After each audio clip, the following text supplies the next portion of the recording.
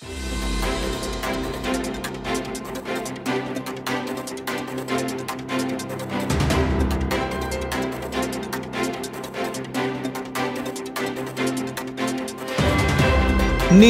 সামগ্ৰী ড্ৰাগছ সৰবৰাহ ৰোধৰ বাবে চৰকাৰ তথা আৰক্ষীয়ে যিমানেই কঠোৰ ব্যৱস্থা লৈছে সিমানেই ড্ৰাগছ সৰবৰাহৰ বাবে ন পদ্ধতি অৱলম্বন কৰিছে দুষ্ট চক্ৰই।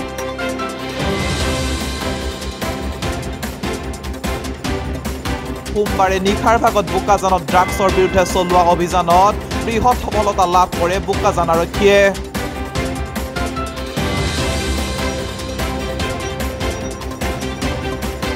7 কোটি টকা মূল্যৰ হেৰইন সহ বোকাজান আৰক্ষীৰ জালত সৰবৰাহকাৰী।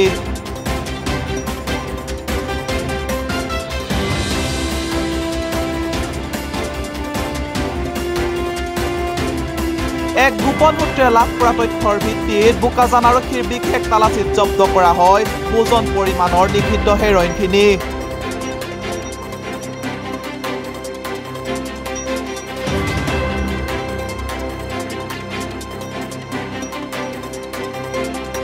বোকাজান আৰক্ষী থানাৰ অন্তৰ্গত শুকানজানস্থিত 39 নং ৰাষ্ট্ৰীয় ঘাইপথত আৰক্ষীৰ বিশেষ তালাচীত 70টা প্লাষ্টিকৰ চাবোনৰ বাকচত জব্দ কৰা হয় 745.74 গ্ৰাম নিষিদ্ধ হেৰইন।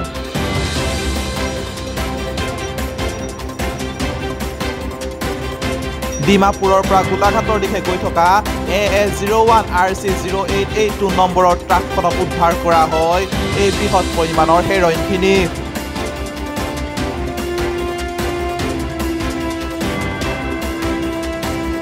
জব্দকৃত হেৰইনখিনিৰ সৈতে আৰক্ষীয়ে ট্ৰাকখনৰ চালক ভিঙৰ ৰমজান আলীক আটক কৰি জেৰা অব্যাহত ৰাখে।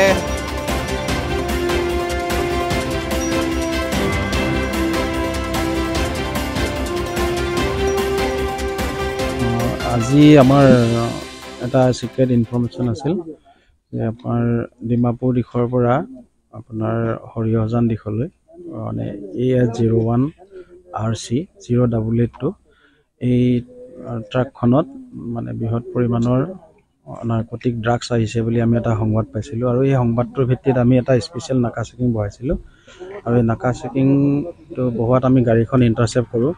গাড়ীখন ইণ্টাৰচেপ্ট কৰি আমি গাড়ীখন সকলো ধৰণৰ প্ৰচিজাৰ ফ'ল' কৰি আমি চেক কৰাত গাড়ীখনৰ পৰা আমি 70 পেকেট ড্ৰাগছ আমি জব্দ কৰিছোঁ আৰু গাড়ীখন চলাই অনা যিজন চালক তেখেতেই মানে কণ্ট্ৰাবেণ্ডটো কেৰি কৰি আছিলে আৰু তেখেতকো আটক কৰা হৈছে আৰু এতিয়া প্ৰচিজাৰখিনি ফ'ল' কৰি আমি তেখেতক আমাৰ অতি সোধপোছভাৱে আমাৰ জিম্মাত লৈছোঁ। এইটো বজাৰ মূল্য প্ৰায় 7 কোটি টকা মানৰ হ'ব লাগে। এইটো আমাৰ সন্দেহ হয় মানে বহিৰাজ্যৰ পৰা এইটো অসমৰ দিশে আহি আছিলে। এইটো ডিমাপুৰ ফালৰ পৰা এইটো আপোনাৰ গোলাঘাট দিশলৈ আহি আছে।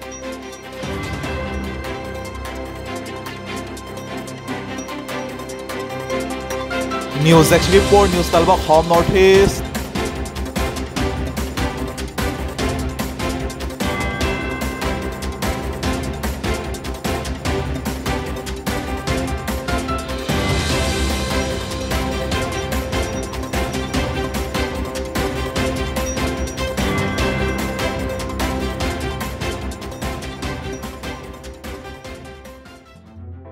News 12 অসম নৰ্থ ইষ্ট যাত্ৰা আমাৰ অবিৰত সংকল্প অপ্ৰতিৰোধ্য।